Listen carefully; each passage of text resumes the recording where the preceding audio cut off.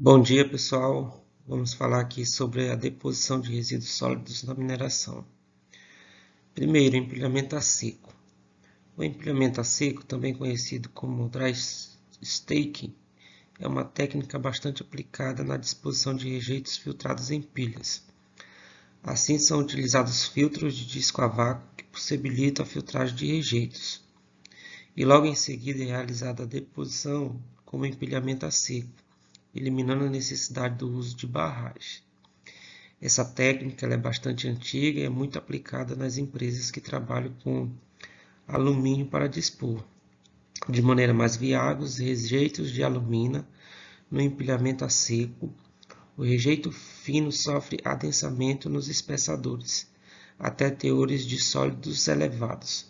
Logo em seguida, são submetidos à evaporação. Segundo Carvalho, 2017, o empilhamento a seco pode ser considerado basicamente uma operação de terraplanagem, e com o objetivo de minimizar custos operacionais e assegurar a estabilidade do empilhamento. É possível compactar apenas o trecho em que a superfície de ruptura é considerada crítica, sem a necessidade de compactar todo o resíduo, levando assim a resistência ao cisalhamento.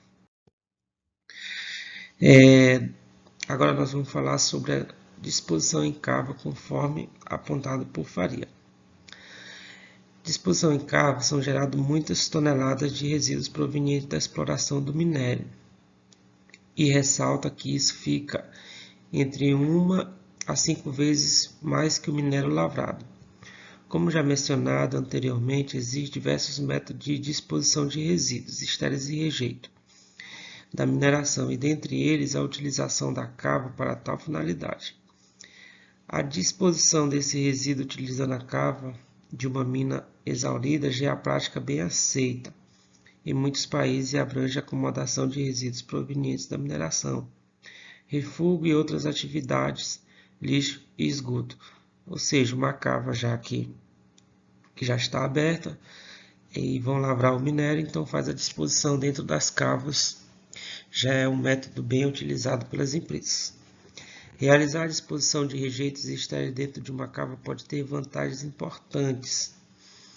Estabilizar as paredes da cava, controlar a geração de drenagem ácida, reduzir a lixiviação, reduzir o dispêndio com manutenção das estruturas, visto que são mais estáveis que as barragens ou pilhas, estão mais seguras. Algumas vantagens aqui da disposição em cava. Agora vamos ver sobre a deposição subterrânea. Pode ocorrer com materiais que é considerado inertes ou sem perigo potencial. Muitos rejeitos podem gerar poluentes, tal como percolação d'água, que pode provocar a dissolução de diversos poluentes metálicos, e a oxidação do enxofre, além de produzir ácidos e contaminar as águas subterrâneas. Para preencher essa cava, o material pode ser bombeado através de bombas e também pode ser removida a água para facilitar a deposição, de acordo com o minério extraído. Explica que a disposição dos rejeitos para realizar o preenchimento de minas subterrâneas pode ser realizado como polpa convencional, como pasta ou mesmo como material consolidado, que normalmente é feita simultaneamente com o método de lavra conhecido como cut and fill, pelo qual o material de enchimento de resíduos estéril ou rejeito faz o preenchimento dos realces produzidos na exploração do minério. Geralmente são praticadas duas técnicas de preenchimento de minas subterrâneas, e estas variam conforme a demanda do processo.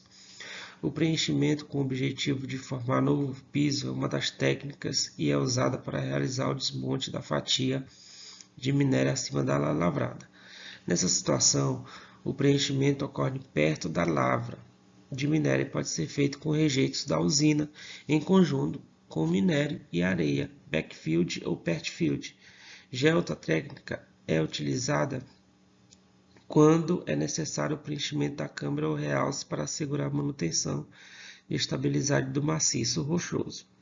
O preenchimento aqui pode acontecer no processo de lavra ou ainda quando a mina for fechada, e pode ser executada com uma argamassa composta de rejeito ou pertfield, ou estéreo, areia ou cimento. Nos casos em que a disposição da pasta for na superfície, em que não há demanda de grande resistência, não é necessário incorporar o cimento.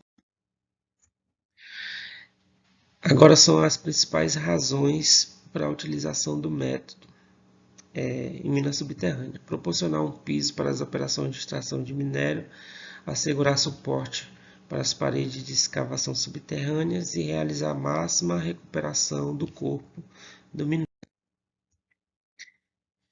Enquanto é possível tratar a codisposição.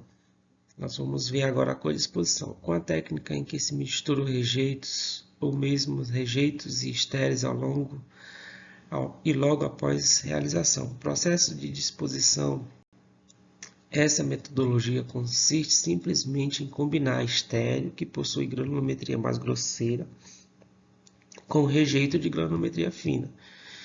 Então ela vai juntar o minério e o estéreo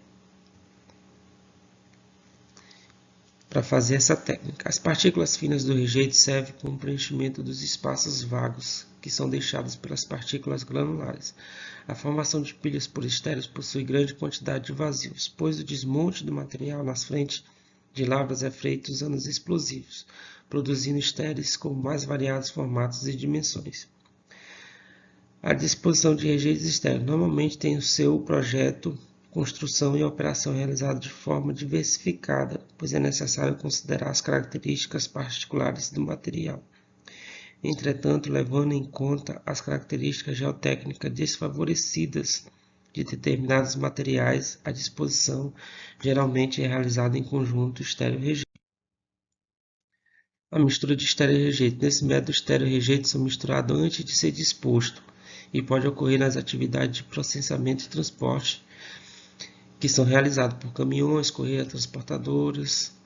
O mesmo pode ser feito no topo do depósito, próximo à crista do talude, realizando o ajuste da camada do auxílio, equipamentos apropriados produzido com uma certa homogeneidade. A injeção do rejeito no depósito de estéreo. Neste caso, há uma injeção de rejeito sob forma de pasta, que é realizado logo após o desaguamento e espessamento que acontece no depósito estéreo. A injeção é executada através de furos e tubulações que são inseridos no topo do depósito. Agora, a disposição em camadas finas e depósito estéreo. Deste método, a disposição é compartilhada através de finas camadas, que seja realizada a dissipação total do excesso de propensão que é produzida à parte interna do maciço do rejeito. Aqui nós temos as vantagens e desvantagens do método de codisposição e disposição compartilhada. Entre elas, reduz o volume da melhoria de características geotécnicas e densidade da mistura e algumas desvantagens que elas têm.